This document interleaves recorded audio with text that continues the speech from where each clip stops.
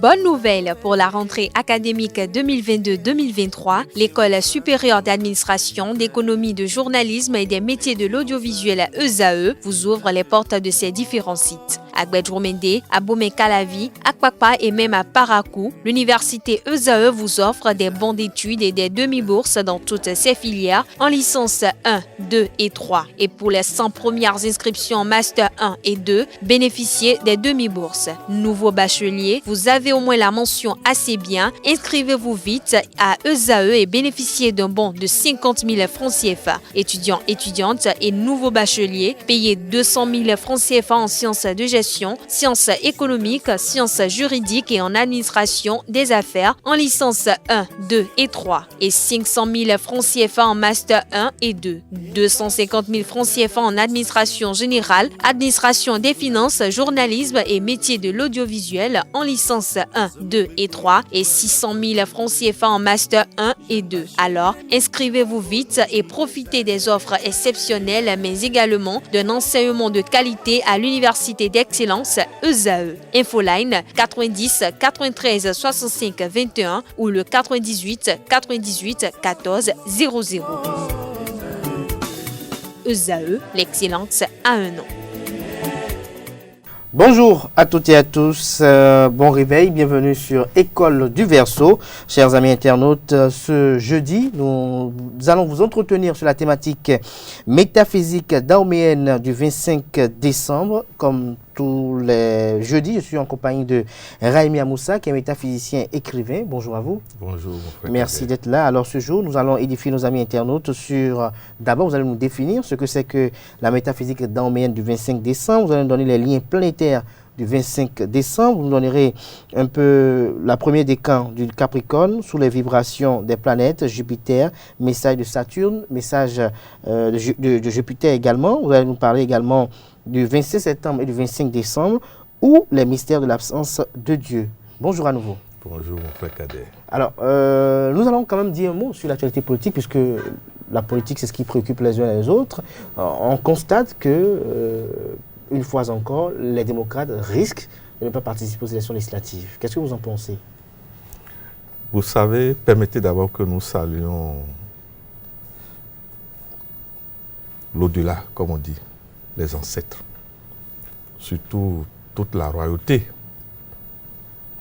tous nos anciens chefs d'État décédés, parce que nous allons vers des moments de ce que nous appelons la nuit noire. Or, dans la nuit noire, les yeux physiques n'arrivent pas à voir. Les yeux de l'au-delà nous aident plus, par la loi de la mémoire, du Avalou. Vous me demandez au niveau de l'actualité politique. Vous savez, chaque fois qu'il y a de récurrence, celui qui subit cette récurrence doit se remettre en cause. Ça veut dire qu'il y a une anomalie interne par rapport à celui-même qui subit cette récurrence. Quand on prend ce que nous appelons l'aura du nom, vous me suivez? Vous voyez, quand on voit Kader, l'aura du nom chez vous, c'est le 5. C'est-à-dire le nombre de lettres que comporte votre nom, votre prénom, on va dire ici. Mais remarquez aussi que Kader, dans le Kader, le son K est en liaison avec, c'est le nom d'un signe du Fa, que vous devez alors tenir compte de ça. Quand vous prenez UP le renouveau, le nombre de lettres que comporte UP le renouveau, ça fait 14. Or, 14 est dit du dette karmique. Et 14 est en liaison, par exemple, avec le signe du Fa dans le système du rang, l'intermédiaire. Maintenant, on en vient à les démocrates. Quand vous comptez l'ensemble des lettres, ça fait 13 lettres. Est-ce que ceux qui dirigent le parti Les Démocrates ont conscience que l'aura du nom qu'ils ont donné, ça fait 13? Or, le 13, excusez-moi, ne connaît personne. Excusez-moi, en rang dans les signes du Fa, le 13 est géré par Toula Midi. Or, Toula, c'est Matthieu 7, verset 7. Ça veut dire que, est-ce que ceux qui disent les démocrates ont bien fait Matthieu 7, verset 7 Parce qu'il y a récurrence. Et quand il y a récurrence, ça veut dire que, excusez-moi, il y a une anomalie interne que les gens n'ont pas réglée. Le problème qu'ils doivent se demander, est-ce à dire que l'esprit de la nation est en train de les rejeter? Moi, c'est la question que je me pose depuis quelque temps. C'est la question que vous posez depuis quelque temps. Nous n'allons pas trop polémiquer sur la thématique, mais pas sur cette question d'actualité, bien évidemment, qui quand même préoccupe plus d'un. Nous allons parler métaphysique, comme à l'accoutumée tous les jeudis sur l'école du Verseau. Alors, ce jour, la thématique à développer, c'est métaphysique dahoméenne du 25 décembre. Alors, qu'est-ce qu'on peut comprendre à travers cette thématique-là? D'abord, vous voyez, la notion du 25 décembre est liée à ce que nous appelons le cycle solaire. Le cycle solaire, c'est-à-dire, depuis le 25 septembre, vous verrez quand vous étudiez ce que nous appelons les constellations, vous verrez que le soleil s'éloigne de la Terre davantage et sera à son maximum pratiquement juste avant le 25. Qu'est-ce que nous voulons dire par là? C'est comme si autour du 25, la Terre subit l'éclipse solaire. En réalité, c'est le thème même qu'on doit dire ça. C'est comme si quelque chose se met sur la lumière solaire. Ce qui veut dire quoi? Nous sommes dans l'obscurité totale. Or, quand nous sommes dans l'obscurité totale, il faut faire appel à ce que nous appelons la métaphysique de l'aveugle. L'aveugle, physiquement, n'a pas ses yeux. Mais petit à petit, développe autre chose qui lui permet de s'orienter. La métaphysique dahoméenne du 25 décembre nous dit que, au-delà des yeux physiques, il y a d'autres yeux qui existent. Et ces yeux-là nous servent à quoi? Ces yeux-là nous apportent quoi dans notre développement personnel? D'abord, ces yeux ont des références physiques, telles que le phare, telles que la numérologie, etc. Je ne sais pas si vous voyez. Mais ces yeux ont aussi des yeux invisibles que nous appelons les parrainages. Jésus, Mahomet, Bouddha, je ne sais pas si vous voyez. C'est-à-dire des réalités qu'on ne voit pas. Mais lorsque la notion de foi vous relie à ces réalités, vous voyez les manifestations physiques et réelles de ces yeux invisibles. Qu'est-ce que je veux dire par là? Celui qui a entretenu un être vivant et cet être vivant, avant de mourir, est satisfait et content de lui, je peux vous dire que c'est dans des moments difficiles qu'on se rend compte que ces gens ne sont jamais partis et sont capables de nous aider physiquement. C'est ce que le 25 décembre est en train d'illustrer. Le 25 décembre, pour le dahoméen, c'est l'absence des yeux physiques, mais la présence des yeux invisibles. La présence des yeux invisibles. Alors, comment on peut faire pour jouir de ces yeux invisibles-là? C'est d'abord ce que nous appelons la préparation. Celui qui sait, et permettez que nous remercions notre DG ici, toujours, M. Clément Adéchian, et vous-même, mon frère Kader, qui vous mettez à notre disposition tous les jeudis, parce que ce n'est pas facile. Tout à fait. Nous vous remercions. C'est un devoir. Oui, merci. Nous vous remercions. Vous savez, nous devons accompagner nos dirigeants. C'est pourquoi nous remercions M. Clément Adéchian et nous vous remercions aussi. Le chef de l'État actuel qui est là, Talon, nous qui sommes du milieu de ce que nous appelons l'aveugle qui voit, nous savons que nous sommes sur la bonne voie. Mais le problème, c'est la notion de la connaissance et de l'ignorance. Qu'est-ce que je veux dire par là, par rapport à votre question? Les moments dans lesquels nous allons depuis le 25 septembre, nous devons d'abord nous préparer à une purification du corps physique. Oui. C'est la première chose, ce que le dahoméen nous demande. C'est-à-dire faire le point de nous-mêmes. Qu'est-ce que notre conscience nous reproche? Qu'est-ce que notre entourage immédiat nous reproche à la maison, en famille, dans le boulot? Je ne sais pas si vous voyez. Essayez d'être le moins possible celui qu'on indique comme le malfaiteur. De manière à ce que, d'abord, nous sommes déjà passés dans le mois d'octobre, le mois où les démons descendent sur la terre. Maintenant, nous sommes dans le mois de novembre, le mois où les démons marquent les proies, marquent des gens qui vont terroriser après. Mais en décembre, ce sont les grands démons, les chefs des démons qui descendent, surtout dans le cycle juste avant le 21 décembre. Parce qu'ils savent que après le 21 décembre, ils ne peuvent plus rien. actuellement, ce n'est pas encore les chefs des démons qui sont sur la terre. C'est ce qu'on appelle les démons agités. Mais les grands démons vont descendre pratiquement, je peux vous prédire, avant le 21 décembre. Avant le 21 décembre. Ce qui veut dire que ceux qui ne se sont pas préparés à avoir un corps de lumière, comme on le dit en métaphysique, c'est eux qui seront percutés. Et souvent, ces démons descendent souvent des dates karmiques, le 11, le 22, le 29, parce que le karma de cette date, il y a le karma 0 dedans. Voilà.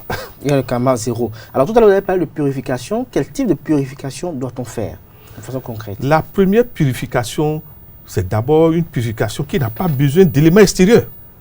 C'est-à-dire, oser se regarder dans le miroir. Oui, dans le miroir simple comme ça, on se regarde dans le miroir, c'est tout? Ou bien il y a quelque chose de spécifique, un rituel ou des procédés rituels qu'il faut suivre? L'idéal, c'est même d'avoir un miroir. Un miroir réel. Et d'abord de s'auto-observer. Et de regarder. Surtout de regarder votre propre, le noir de vos yeux, vous-même. Et de voir quelle capacité, quel temps vous avez à ce que quand vous regardez le noir de vos yeux, les pupilles ne flottent pas. Cela dénote de votre capacité de résistance dans le monde spirituel. Parce que vous qui êtes là maintenant, vous voyez, si vous me fixez, oui, et vous êtes capable de me fixer pendant un temps, vous êtes déjà en train de m'influencer. Alors que si vous n'arrivez pas à garder votre noir, les deux noirs sur moi pendant longtemps, ça veut dire que vous n'êtes pas fort. C'est le premier travail à faire. En dehors de ça. Maintenant, le deuxième travail, c'est ce que nous appelons faire le point de ce qui fait que, loin des 5 besoins, loin des nourritures des 5 sens, qu'est-ce qui fait que vous êtes solide? Pourquoi ne pas commencer à se retirer de la nourriture petit à petit? C'est-à-dire éduquer votre corps à l'absence de la nourriture. Si vous mangez 3 fois par jour, pourquoi ne pas commencer par peut-être 2 fois? Ou 1 fois par jour. Merci. Et petit à petit, quand on va vers le 21, carrément, je ne sais pas. Mais il n'y a pas un bain spécial qu'on fait? Il n'y a pas quelque part où on va spécifiquement? Non? Si vous avez le temps, l'idéal ces derniers temps, c'est plutôt d'aller vers la mer. Mais pour en bénéficier, il faut aller vers la mer dans un état de jeûne, de soustraction, comme on dit. Mais ne veut pas dire aller nager, non. Il faut bien se voilà, au bord de la mer pour émettre des vœux. Merci. Deuxièmement, partout il y a des Est-ce qu'il n'y a pas des choses à faire? Est-ce qu'il n'y a pas des offrandes à donner à la mer, comme des fruits à y lancer, ou certaines choses à lancer dans la mer, et des paroles à dire? Non, excusez-moi. La nature n'a pas besoin de nos choses-là. Ce dont la nature a besoin, c'est la sincérité de nous-mêmes. Je ne sais pas comment je vais vous dire ça. L'autre chose, c'est quoi? Vous allez voir que chacun de nous, par rapport aux réalités cosmiques, quand vous prenez la mer, vous, par exemple, mon frère Kader, oui, vous verrez que dans votre environnement, il y a une femme qui est liée à la mer. Il faut détecter cette femme. Et c'est plutôt à cette femme qu'il faut faire les offrandes dont vous parlez. La mère n'a pas besoin de votre offrande, soyons véridiques. Mais comment nos amis internautes qui nous suivent là maintenant pourront savoir la femme qui est dans leur entourage, qui est liée à la mère? Comment on peut savoir? Mais mon frère, c'est des réalités qu'il faut tester. C'est pour ça que je vous remercie. Comment on peut tester? Merci. Supposons par exemple, vous voyez, avant de sortir de chez vous, il y a 5 femmes dans votre maison. Au boulot, ici, je vois vos soeurs avec qui vous travaillez. Pourquoi ne pas tester chaque fois? En faisant un don pour voir. À chacune d'elles, par exemple, choisissez des jours, vendredi ou jeudi. Excusez-moi, ces 2 jours, quand on fait des dons, ça marche toujours. Parce que Jupiter, c'est pour le bien. Vénus nous aide en tant que mère universelle. Mais il suffit de voir, quand je donne à tel, la nuit, vous faites le point. Après, vous passez à une autre femme. Vous verrez que vous allez détecter un mystère dedans. C'est plutôt à ces femmes qu'il faut donner. La mère n'a pas besoin de vos cadeaux. La mère a besoin simplement de votre sincérité du cœur. Voilà. Simplement de votre sincérité du cœur. Alors, puisque vous en parlez si bien ici, j'aimerais vous demander quelles sont les planètes qui sont en lien avec le 25 décembre. C'est d'abord Jupiter et Saturne. Jupiter et Saturne. Vous verrez que quand vous étudiez autour du 21 décembre, ce que nous appelons la planète rayante, les planètes rayantes, c'est d'abord Saturne et Jupiter. Or, Saturne s'appelle le vieillard. Saturne s'appelle la sévérité. Alors que Jupiter, c'est ce que nous appelons la noblesse. Je ne sais pas si vous voyez. Jupiter est lié à ce que nous appelons la classe de ceux qui ont les moyens. Tout à fait. C'est-à-dire Jupiter, excusez-moi, ce sont les enfants chéris. Ce sont les bourgeois. Les bourgeois. Pour vous dire que potentiellement, nous sommes dans un système de balance où nous sommes au milieu entre Saturne et Jupiter. Ça veut dire quoi? C'est dans la période qu'on négocie la destinée du reste de l'année. Alors, quels sont les signes astrologiques, les signes géomantiques qui sont en lien avec cette période-là? C'est surtout le signe Capricorne. Or, Capricorne est en liaison avec Saturne. Je ne sais pas si vous me suivez. Oui. Mais quand vous prenez Jupiter, vous avez d'abord les poissons. Vous avez aussi les sagittaires. Mais surtout les sagittaires. Je ne sais pas si vous me suivez. Ça veut dire quoi? Ce sont ces deux signes qui réellement doivent faire très attention à partir pratiquement, on peut dire, du 21 décembre. Mais lorsque vous dites de faire attention, qu'est-ce qu'il doit faire? Est-ce qu'il ne doit plus sortir? Est-ce qu'il ne doit plus manger tard? Quelles sont les précautions qu'il doit prendre? Quelles sont les restrictions qui doivent être respectées? D'abord, quand vous prenez Capricorne, à partir du 1er décembre, nous leur demandons de hyper se protéger et d'être hyper vigilants parce que le mal peut les atteindre. Le mal souvent les cible, étant le signe de la Terre.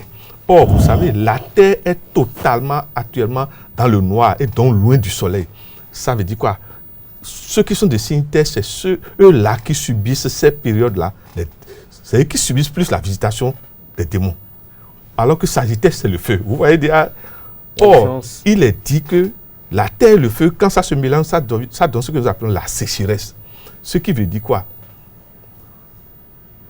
Si un Sagittaire ne sait pas faire, et c'est dans cette période qu'il s'allie avec une femme Capricorne, ou une femme Capricorne s'allie avec un homme Sagittaire, vous verrez que ça ne donnera que la catastrophe. C'est ce que nous voulons dire concrètement. Il faut éviter que dans cette période, il faut savoir quelle alliance vous faites. Quelle alliance, je veux dire, phallus, matrice.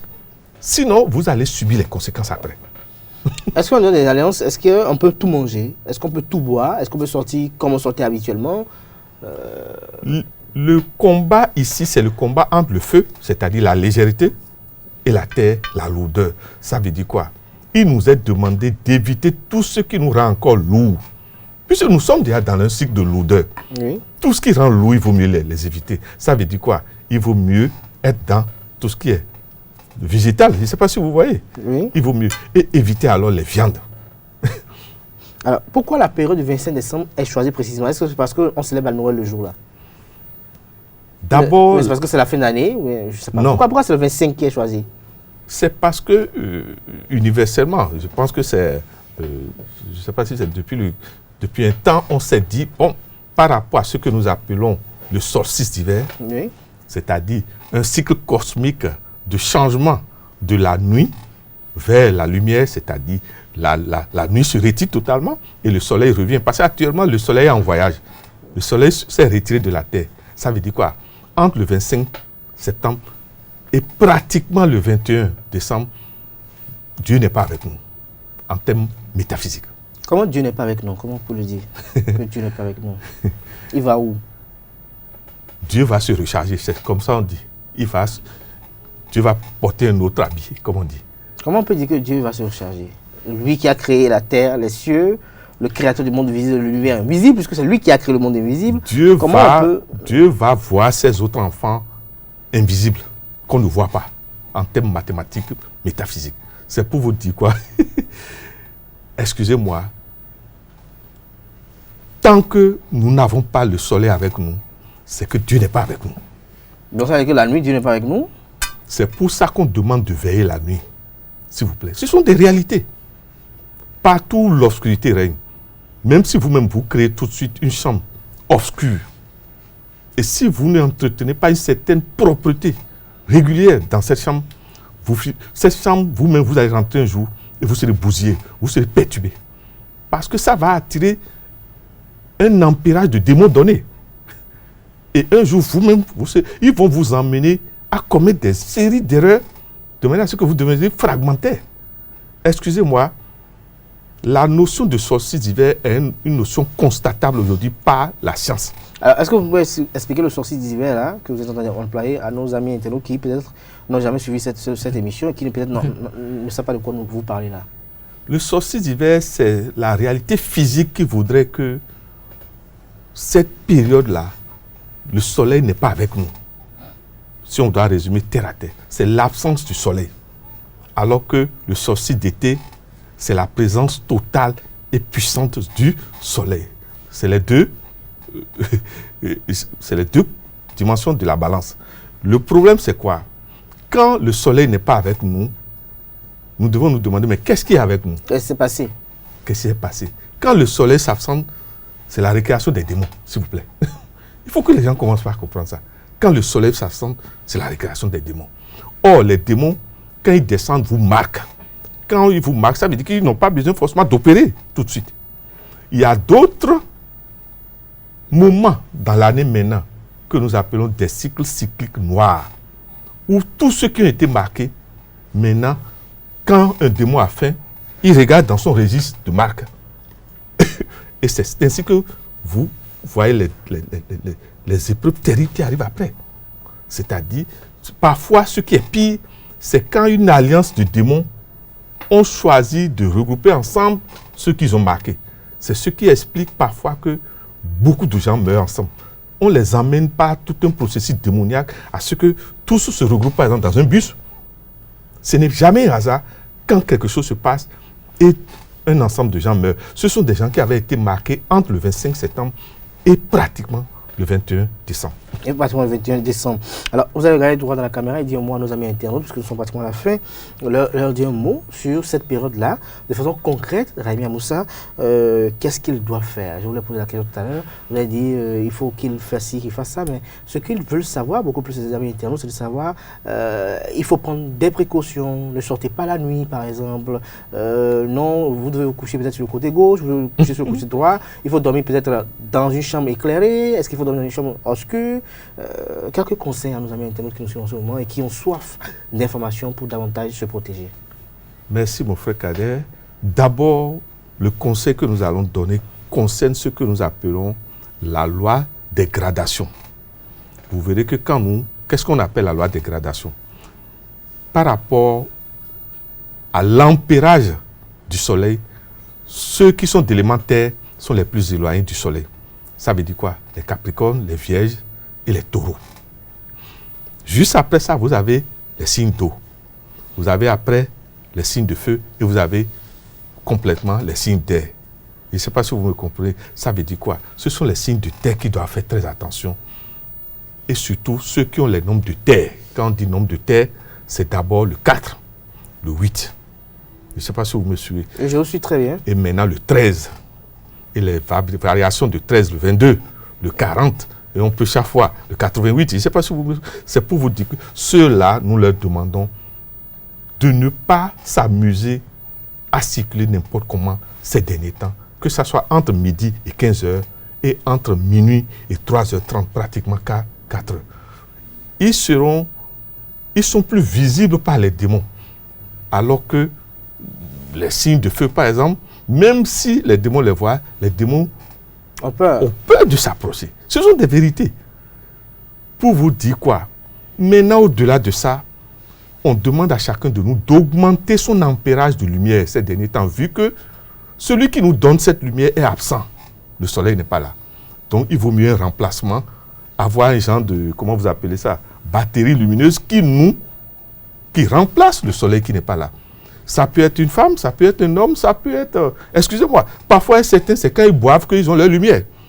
Il est interdit d'interdire, laissez-les faire ce qui les arrange. Qu'est-ce que je veux dire par là? Même quand ils sont au tabac? Mais, excusez-moi, tout ce que vous faites et qui vous inspire et qui vous donne de l'ambiance, et cette ambiance ne gêne personne, ne fait du mal à personne dans votre environnement, ne laissez pas, s'il vous plaît. Que ça va vous paraître bizarre que je dis ça. Si, mon frère Kader, par moment, c'est quand vous fumez votre cigare, vous faites semblant de fumer, que vous êtes inspiré.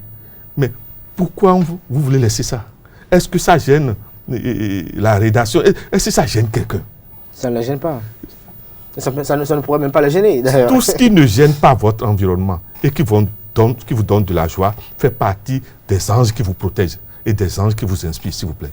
Alors que, parfois, en ne voulant pas accepter ce qui fait que nous sommes heureux, parce qu'on veut plaire aux autres, le démon prend possession de nous. Merci à vous, Raimi Amoussa. Chers amis, c'est sur cette conclusion de Raimi Amoussa que je vais prendre un terme à cette émission. Raimi Amoussa nous a contenu ce jeudi matin sur la métaphysique d'Armène du 25 décembre. Le 25 décembre, c'est encore dans plus de mois. Nous allons probablement y revenir encore dans les prochains numéros d'émission. Raimi Amoussa est joignable au 97 08 10 75. Merci et à jeudi prochain par la grâce et la volonté divine.